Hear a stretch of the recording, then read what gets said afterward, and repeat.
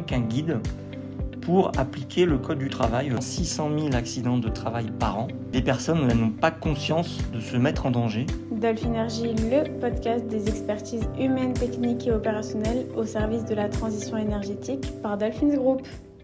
Bonjour et bienvenue sur Dolphinergie, le rendez-vous des professionnels du monde de demain. Je suis Tatiana et aujourd'hui nous allons parler d'un sujet au cœur de nos métiers. La certification MAS et de l'impact réel qu'elle peut avoir sur le terrain, dans nos pratiques et dans notre culture d'entreprise. Quels sont les principaux enjeux? Pourquoi la certification est perçue comme une solution pertinente? Ou encore, à quels résultats pouvons-nous nous attendre? Pour cela, nous accueillons Olivier Baziro, consultant auditeur SSE chez Egide International. Olivier, merci d'être avec nous aujourd'hui. Avant de plonger dans le vif du sujet, est-ce que tu peux te présenter en quelques mots? Bonjour Tatiana, merci de me recevoir pour ce nouveau format de podcast. Donc effectivement, je travaille chez Egide International, donc je suis consultant auditeur SSE. Donc je suis au sein de la BU Audit, donc qui regroupe plusieurs consultants auditeurs. Et j'ai essentiellement deux activités. Donc la première, c'est bien sûr de réaliser des audits sur les thématiques santé, sécurité et environnement. Et notamment sur le thème du podcast, donc sur le référentiel MAS. Et donc je fais ça pour des entreprises de différents secteurs. J'ai aussi une deuxième activité donc, qui concerne l'accompagnement d'entreprises, donc qui souhaitent mettre en place un système de management SSE, alors que ce soit du MAS ou pas, mais c'est souvent sur du MAS. Et j'ai une troisième activité, on va dire annexe, donc en interne chez Egide, qui concerne en fait le domaine de la transformation numérique, où je vais créer des outils et des applications numériques dans le domaine SSE. Voilà. Et donc, pour revenir au thème du jour, je précise que le MAS, ça représente déjà une bonne partie de ma carrière, parce que ça fait depuis 2008 que je pratique ce référentiel. Ça fait un petit moment déjà. Oui, ça passe vite. On va essayer de comprendre un peu ton parcours. Donc, tu m'as dit que depuis 2008, tu pratiquais le MAS. Comment tu es arrivé à pratiquer ces trois activités et avant d'en arriver là, par où toi t'es passé? Alors, donc avant d'arriver chez Egide, donc j'ai exercé plusieurs fonctions. Donc j'ai été tour à tour consultant HSE et responsable HSE pendant environ 16 ans. Donc sur ma fonction de consultant, donc ça c'était entre 2006 et 2008. Donc là j'ai accompagné des entreprises pour la mise en place et le suivi de ce qu'on appelait l'habilitation UIC à l'époque. Le MAS existait aussi, mais l'habilitation UIC c'était un référentiel qui était un peu le cousin du MAS avant que les deux fusionnent. Et donc à partir de 2008, donc là j'étais responsable SSE à part entière. Et là, j'ai pu accompagner 4 sociétés pour mettre en place le système de management en MAS. Et ce qui m'a donné l'occasion de participer à une quinzaine d'audits, si ma mémoire est bonne, une quinzaine d'audits de certification. Donc donc à cette époque, j'étais de l'autre côté de la barrière. J'étais pas auditeur, j'étais plutôt du côté des entreprises auditées. Mais j'ai l'impression que le fait qu'initialement tu sois à la préparation des audits dans les entreprises, ça t'a permis de mieux cerner les besoins opérationnels et donc d'accompagner au plus juste les entreprises maintenant que tu accompagnes donc dans la démarche MAS. Est-ce que tu te rappelles de la toute première fois, ça remonte un peu il y a longtemps, mais de la fois où du coup tu as intégré le MAS dans une entreprise?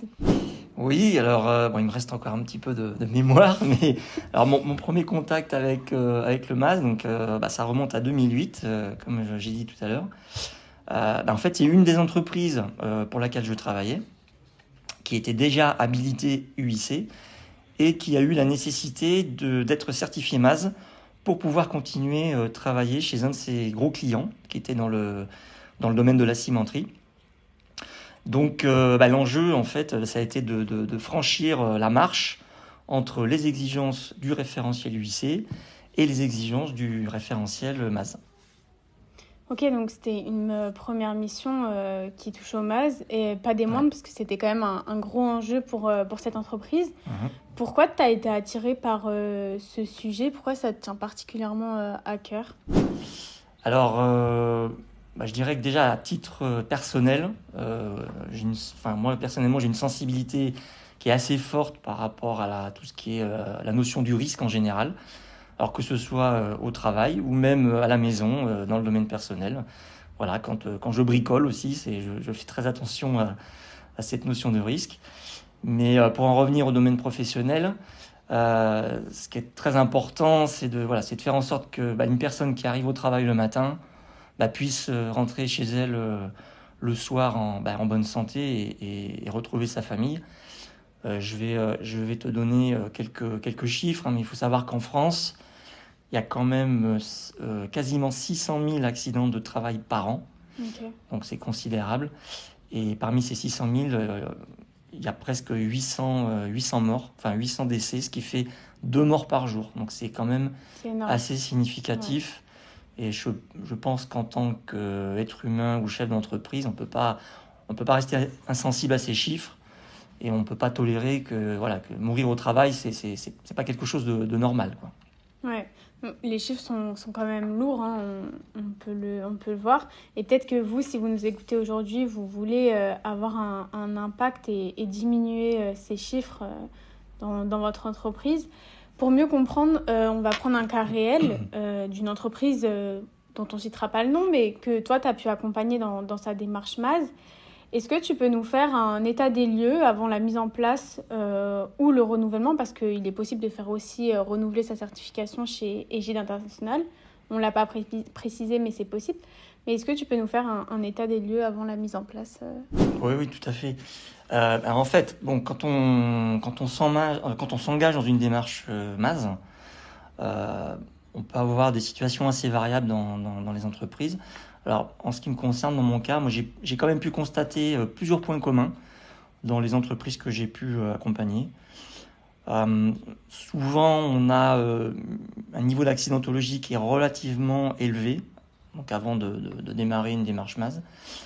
On a des pratiques métiers qui sont très, très ancrées, donc c'est-à-dire qu'on a de bonnes habitudes, mais aussi des mauvaises habitudes qui sont ancrées dans les pratiques. Et concrètement, ça peut occasionner une perception erronée des risques de la part des collaborateurs, et ça peut occasionner aussi des dérives comportementales, ce qui peut ensuite provoquer des accidents.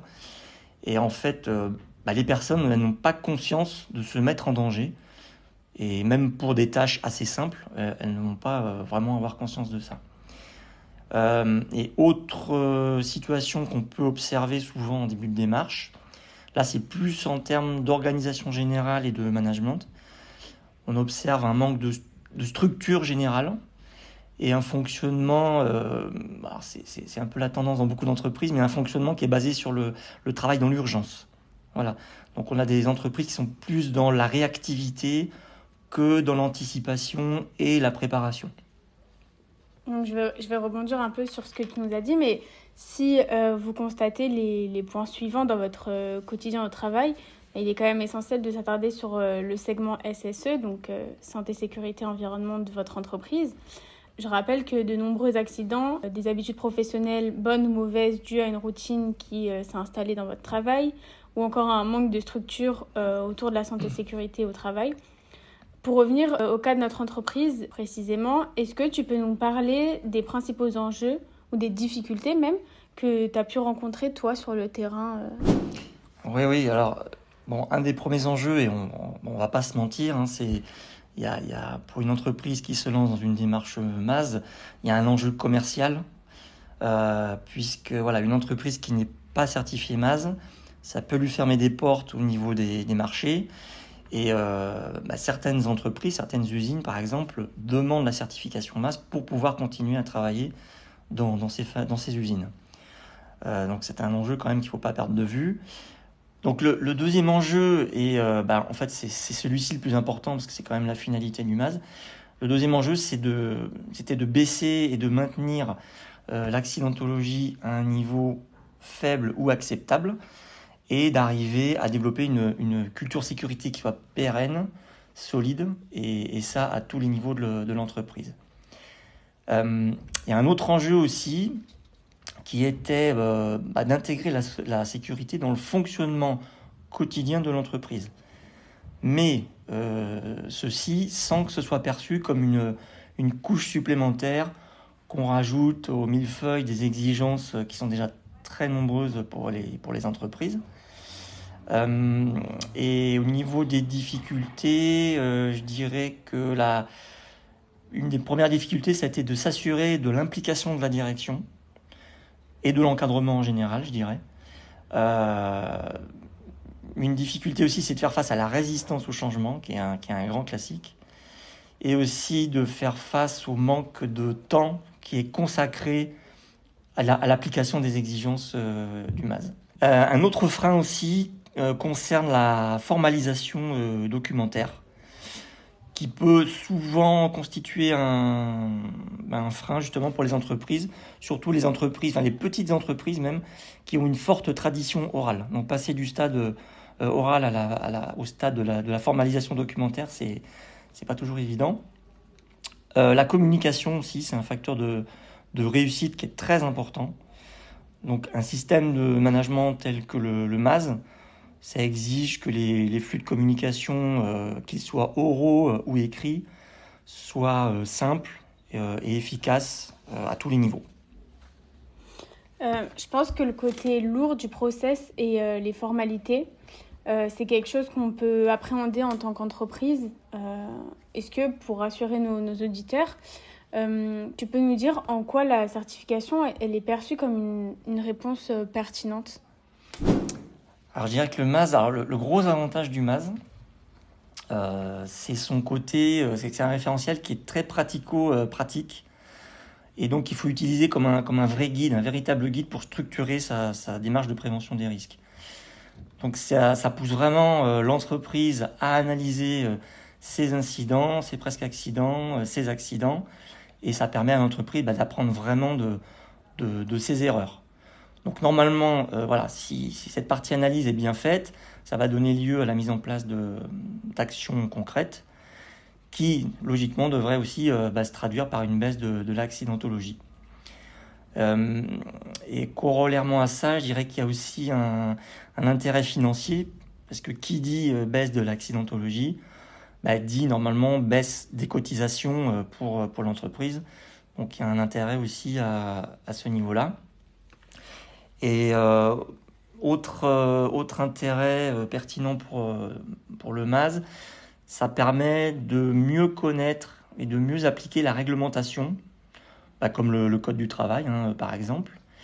Et comme je le dis souvent, le MAS, en fait, c'est ni plus ni moins qu'un guide pour appliquer le Code du travail français, mais dans une version qui va être plus claire et plus opérationnelle que le Code du travail, qui n'est pas forcément évident à lire et à comprendre du premier coup. Donc si je comprends bien, on a deux gros avantages à être certifié MAS. Le premier, c'est de faciliter la mise en place du Code du travail. Et le second avantage est plutôt financier. On va aborder un secteur précis, puisque ce secteur se doit d'être très prudent en termes de santé et sécurité au travail. On parle ici du secteur de l'industrie. Pour eux, c'est quoi l'objectif principal, l'enjeu principal du MAS selon toi? Alors effectivement, la majorité des entreprises qui sont masées donc, travaillent dans l'industrie. Faut savoir qu'aujourd'hui, un donneur d'ordre, pour un donneur d'ordre, il y a un gros enjeu sécuritaire en interne. Donc ça, c'est très important. Il y a aussi un enjeu en termes d'image. C'est jamais très positif pour une usine d'avoir une accidentologie élevée. Et en général, c'est quelque chose qui se sait assez vite. Donc, par ricochet, je dirais que les industries, les donneurs d'ordre en général, se doivent d'être exigeantes envers leurs sous-traitants. Donc, ce qu'on appelle en fait les entreprises extérieures dans le jargon du MAS, c'est le terme qu'on utilise.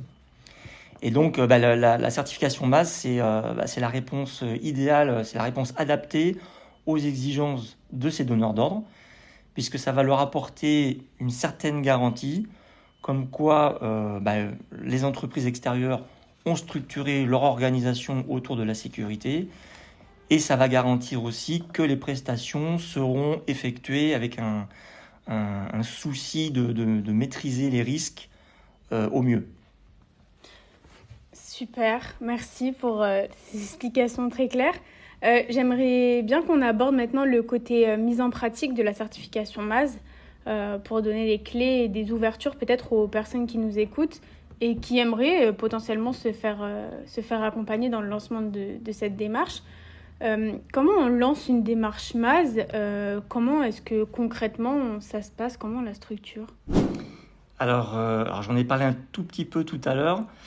La première chose qui est vraiment essentielle, et alors d'ailleurs ça constitue le premier chapitre du référentiel MAS, donc c'est pas pour rien. La première chose, c'est d'avoir un engagement total et sans faille de la part de la direction de l'entreprise. Si on n'a pas cet engagement, ce sera très difficile ensuite d'embarquer tout le personnel dans l'aventure, parce que on peut parler quasiment d'une aventure. Et ce sera très difficile aussi de déployer les actions.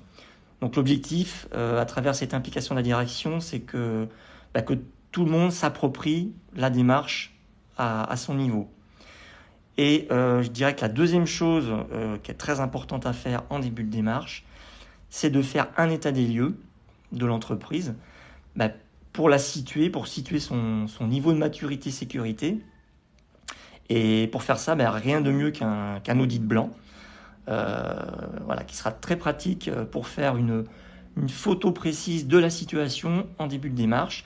Et ça permettra de mesurer les écarts et la marche qui reste à franchir pour répondre aux exigences du référentiel MAS. Donc, dans un premier temps, on va s'assurer quand même que tout le monde soit dans le même bateau. On parle de la direction, des managers, des collaborateurs. Et ensuite, première action, réaliser un audit blanc finalement. Peut-être avec toi si on passe par Égide International. Bien sûr. Et après cet audit, à quelle autre action on va pouvoir s'attendre? Est-ce que c'est plutôt des formations ou des procédures à mettre en place? Est-ce que les collaborateurs ou les managers vont devoir avoir une implication différente sur le terrain? Comment ça se passe? Alors effectivement, il y a beaucoup de choses à mettre en place. Alors le piège dans lequel il ne faut pas tomber, c'est qu'au début de la démarche, il faut vraiment, c'est comme une maison, il faut poser des bases solides et il faut éviter de partir dans tous les sens de façon désordonnée, de vouloir mener plusieurs actions en même temps. Donc ce qui est très important, en interne, c'est de définir donc un organe de pilotage. En fait, ce sont des personnes qui auront pour but de fixer les grands axes stratégiques et qui permettront aussi de suivre le plan d'action et d'en mesurer l'efficacité. Donc ça, c'est une des premières actions. Ensuite, comme dans tout système de ce type, il faut construire un système documentaire. Et là, il faut aussi faire attention à ne pas tomber dans le piège de faire du papier et de la procédure. Il faut que le système documentaire soit adapté à la taille de l'entreprise. Alors évidemment, c'est nécessaire de formaliser un minimum de règles et de procédures, c'est logique. Mais le but, c'est pas de faire un catalogue de procédures qui ne servirait à rien. Le but, c'est plutôt de concevoir des documents que les personnes vont pouvoir s'approprier au quotidien et qui seront en lien direct avec leur métier. Donc, je vais prendre un exemple concret. Dans le cadre du MAS, on est amené à rédiger des modes opératoires, des modes opératoires de travail. Le fait qu'ils soient clairs et réalistes, ça va permettre à un opérateur qui est sur un chantier, ça va lui permettre de bien maîtriser sa tâche et donc de bien maîtriser les risques. Et ça va lui permettre de gagner en efficacité. Et c'est ça qu'on recherche dans une démarche MAS. Un autre point qui est très important au niveau action, et c'est vraiment un point pivot de la démarche MAS, c'est l'analyse des risques, en fait, de toutes les activités de l'entreprise. Donc c'est très important de bien identifier ces risques en amont. Alors, par exemple, il y a une obligation réglementaire en France qui s'appelle le document unique, qui va répondre à cette exigence d'inventaire des risques, mais on peut aller plus loin que ça dans l'analyse des risques. Et donc, une fois qu'on a fait cette étape d'identification des risques, ça sera beaucoup plus facile pour l'entreprise de définir les actions et qui vont permettre justement de maîtriser ces risques. Donc, cette étape, elle est très, très importante parce que si on la rate, le risque, c'est que tout le reste du système ne soit pas pertinent. Voilà, donc il faut être très vigilant sur cette analyse de risque. Dernier point au niveau des actions et qui n'est pas des moindres, on va toucher un peu plus à l'humain, c'est l'aspect compétence, qui est également un socle du référentiel MAS. Donc il faut porter beaucoup d'attention sur tout ce qui est formation au poste de travail, sur l'évaluation des compétences, sur l'accueil des nouveaux salariés, notamment des intérimaires.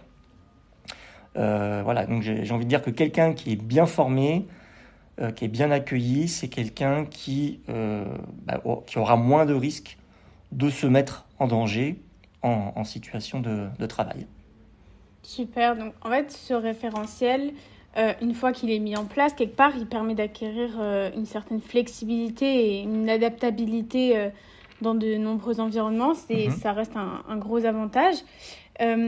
Mais quelles sont les difficultés qu'on peut rencontrer en général et comment est-ce qu'on arrive à les surmonter? Alors des difficultés, il y en a beaucoup. Elles sont nombreuses. Alors j'en ai parlé un peu tout à l'heure. La principale difficulté, qui va être assez variable en fonction de la taille de l'entreprise et du niveau de maturité, mais une principale difficulté, c'est la résistance au changement. Parce que là, on touche à l'humain. Donc d'une manière générale, c'est beaucoup plus difficile d'agir sur l'humain que sur une machine. Donc une des réponses pour accompagner ce changement, cette résistance au changement, c'est notamment de s'appuyer dans l'entreprise sur les personnes qui seront le plus moteurs dans la démarche.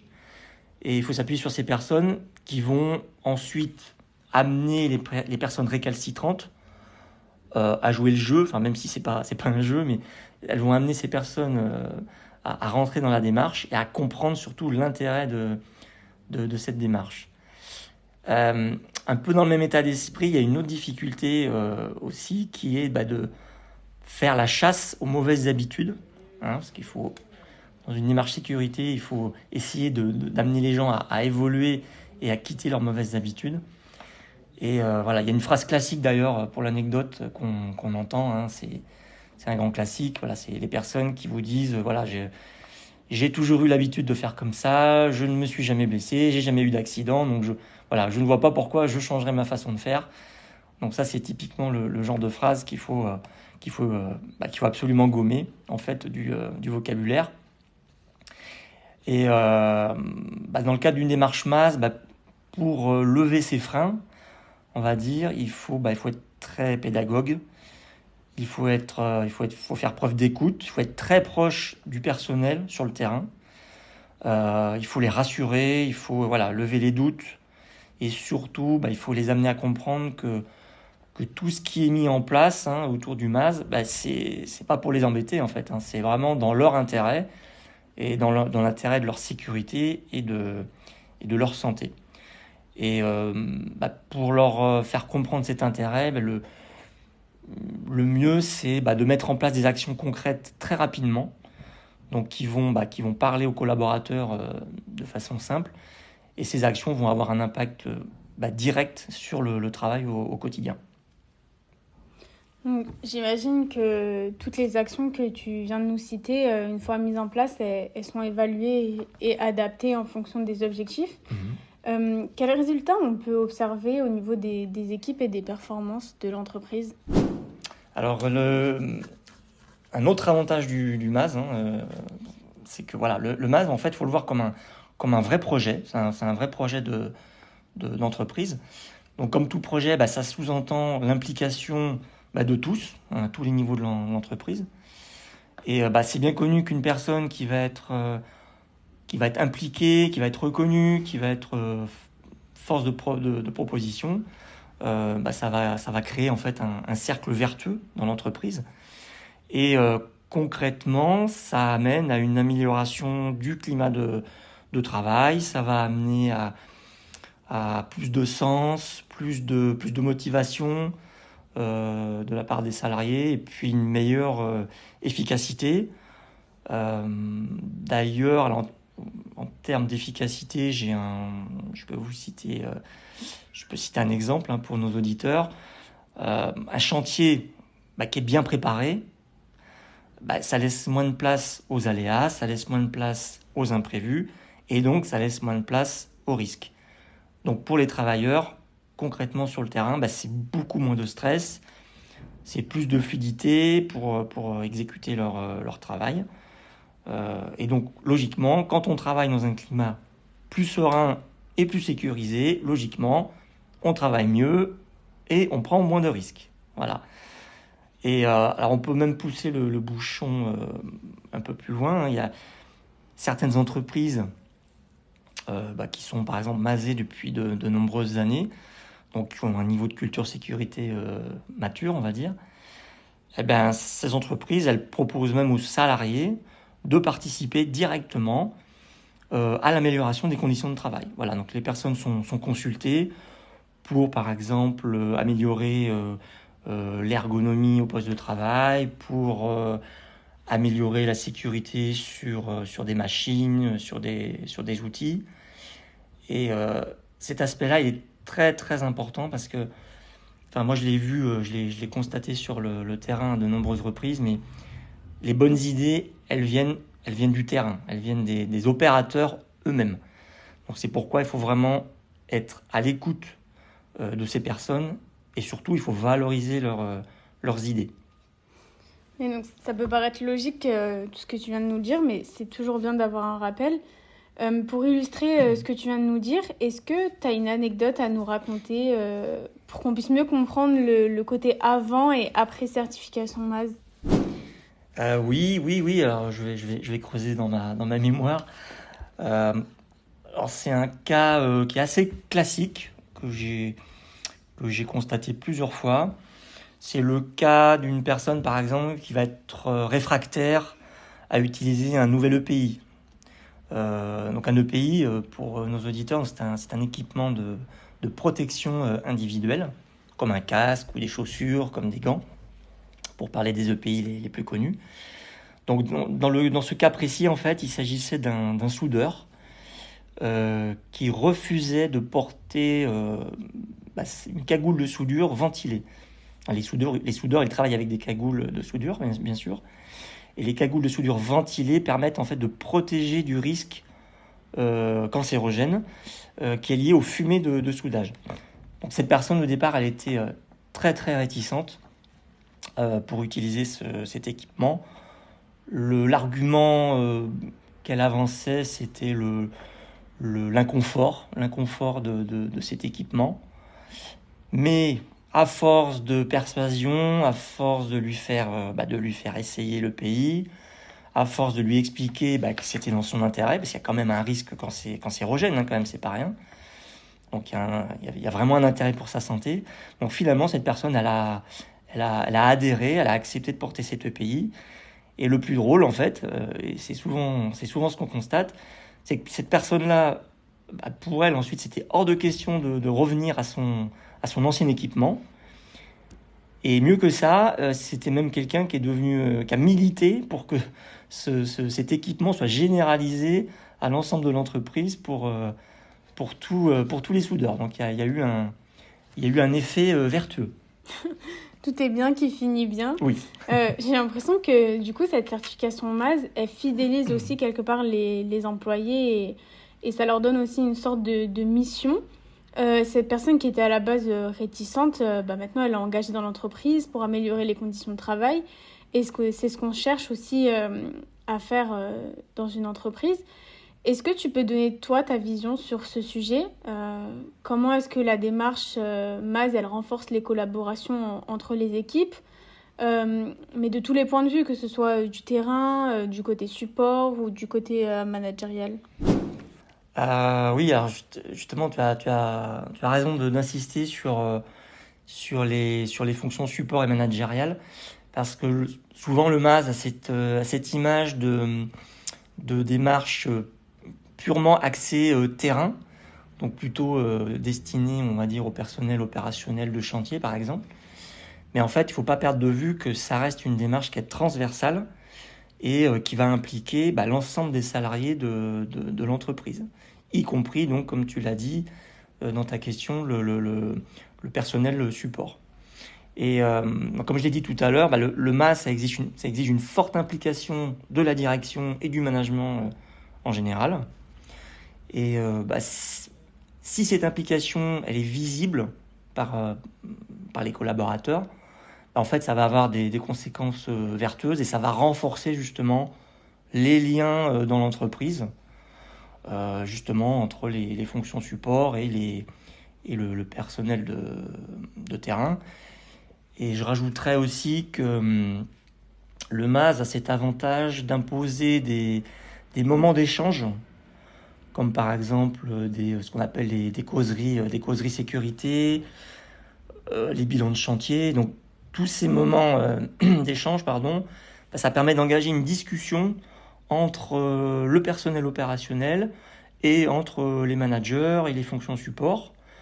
Donc ça a pour effet positif de créer des ponts entre le terrain et les fonctions support. Et l'objectif du MAS, l'intérêt du MAS, c'est aussi de construire un langage commun entre toutes ces composantes de l'entreprise. Ok, donc on peut dire que finalement, la direction donne vraiment l'impulsion de cette démarche et elle montre l'exemple pour que tout le monde fasse pareil. Est-ce que tu es d'accord pour dire que le MAS aide à structurer une culture d'amélioration continue? Toi, si tu penses que oui, comment est-ce qu'il le fait? Ah oui, complètement. Hein. C'est d'ailleurs il y a une grande partie du référentiel MAS qui est consacrée à cette partie amélioration continue. Donc oui, je dirais qu'une démarche MAS qui est bien structurée, ça permet de remonter une grande quantité d'informations, une grande quantité de données, que ce soit à travers l'analyse des accidents, des situations dangereuses, des bilans de chantier, des audits internes, des audits de chantier. Et donc, toutes ces données, si elles sont bien exploitées, si elles sont bien analysées, ça permet de mesurer l'efficacité du système dans son ensemble. Et tout ça grâce notamment à des indicateurs, ce qu'on appelle les indicateurs de suivi et des indicateurs de résultats. Et ça permet, le cas échéant, d'ajuster les actions à réaliser. Donc on peut vraiment, pour répondre à ta question, là on peut vraiment dire que là on est vraiment dans un cercle vertueux, et on peut vraiment parler d'amélioration continue. Ouais. Donc la boucle est bouclée quand tous les collaborateurs ont eu l'information. Comment tu perçois, toi, l'implication des collaborateurs en général dans cette démarche? Qu'est-ce qui traduit sur leur niveau d'engagement? Alors, j'ai beaucoup parlé d'implication de la direction, mais l'implication des collaborateurs, elle est primordiale également. Le piège dans lequel il ne faut pas tomber, là encore, pour une entreprise qui est en démarche, il ne faut pas tomber dans le piège d'une information qui est uniquement descendante, c'est-à-dire qui va émaner uniquement des managers ou de la direction. Parce que le risque, c'est que les salariés aient le sentiment qu'on leur impose des choses, et pire que ça, ils peuvent avoir le sentiment de ne pas avoir la possibilité de s'exprimer. Donc ça, je pense que c'est vraiment un des scénarios le pire dans une démarche MAS. Donc, pour que les collaborateurs s'impliquent et s'investissent, ce qui est important, c'est qu'ils comprennent pourquoi ils doivent le faire. C'est pour ça que le dialogue, en fait, avec la direction et les managers, donc ce dialogue, il est essentiel. Et surtout, le flux d'informations, il doit fonctionner dans les deux sens, donc de façon descendante et de façon montante. Donc, si cet aspect communication montante, on va dire, si cette condition elle n'est pas remplie, le risque c'est que les collaborateurs ils risquent de se décourager et de se sentir, de ne pas se sentir écoutés. Et là, le risque, il y a un vrai risque, faut dire les choses. Il y a un vrai risque que la démarche elle-même soit vouée à l'échec. Voilà. Donc c'est très important, que ce soit en début de démarche ou même en cours de démarche MAS.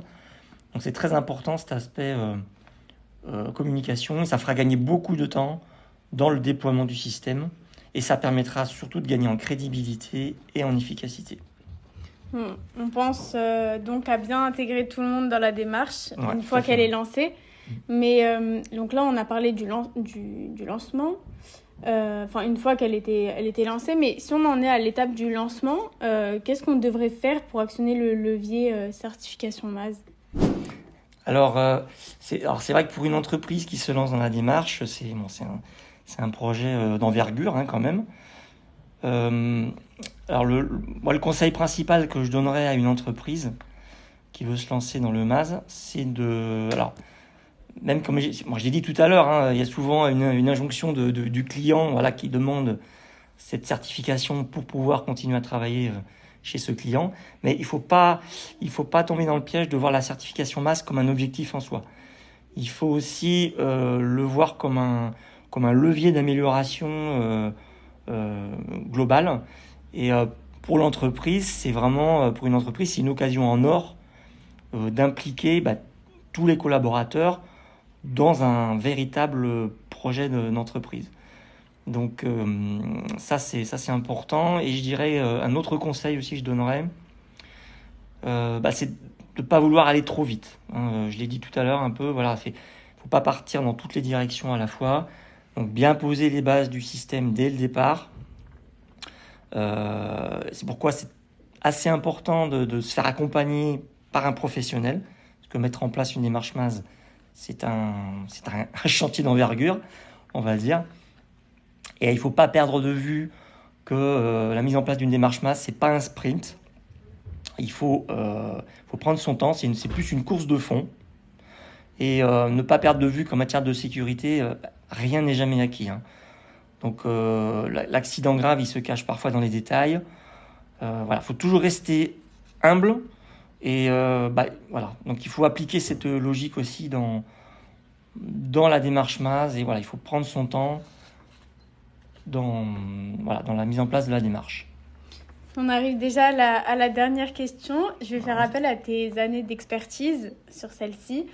Si tu devais faire passer un seul message aux auditeurs aujourd'hui, ça serait quoi ? Pour compléter un petit peu ce que je viens de dire juste avant, pour rester dans le même ordre d'idée, je dirais que le MAS, c'est vraiment une occasion idéale pour une entreprise. Alors, quelle que soit sa taille, parce que l'avantage du MAS, c'est que ça s'adresse à toute taille d'entreprise. Moi, j'ai déjà audité des entreprises de 3 personnes, donc c'est vraiment applicable à toutes les tailles. Donc, je dirais que l'avantage du MAS, c'est que ça permet de faire de la prévention des risques de manière efficace et pragmatique, et tout en répondant aux exigences réglementaires du Code du travail, comme je l'ai dit tout à l'heure. Et il ne faut pas voir la prévention comme une charge. Il faut voir la prévention plus comme un investissement à long terme, et considérer que le MAS, c'est une belle opportunité pour remettre du sens, pour remettre du collectif et de la rigueur aussi dans le travail au quotidien. Donc c'est vraiment, c'est pas une contrainte comme on peut parfois le percevoir. C'est pas une contrainte, c'est un accélérateur au niveau de la sécurité, mais c'est même un accélérateur au niveau de la performance de l'entreprise en général. Et une autre anecdote là qui me vient, c'est un aspect plus méconnu du MAS, c'est une conséquence vertueuse qui est un peu méconnue. Mais moi, j'ai observé que une démarche MAS, ça pouvait permettre de révéler des talents insoupçonnés dans une entreprise, chez certaines personnes, qui pouvaient être discrètes. Mais le MAS, en fait, va donner la parole à ces personnes. Et ça va leur permettre de remonter des bonnes idées pour améliorer la sécurité, les conditions de travail. Et ça, c'est un aspect qui est assez intéressant dans le MAS. Donc, en conclusion, je dirais que la démarche MAS, c'est un atout très précieux en matière d'écoute. Et pour un chef d'entreprise, parce que c'est quand même eux qui sont décisionnaires pour se lancer dans la démarche MAS, je dirais que c'est un atout précieux et les conséquences positives, elles vont parfois bien au-delà de ce qu'on pourrait imaginer et vont bien au-delà de l'aspect purement sécurité. Le podcast touche à sa fin. Merci Olivier pour ce témoignage riche et concret. On retient que la certification MAS, c'est plus qu'un tampon, c'est un levier de transformation collective. Pour en savoir plus, vous pouvez suivre notre actualité sur LinkedIn, vous abonner au podcast ou nous laisser un commentaire si jamais vous avez des questions. À très bientôt pour un nouvel épisode. Merci. Le podcast est maintenant terminé, mais nos experts continuent de prendre la parole sur le LinkedIn de Dolphins, Égide International et 8.2 Advisory. Rejoignez-nous.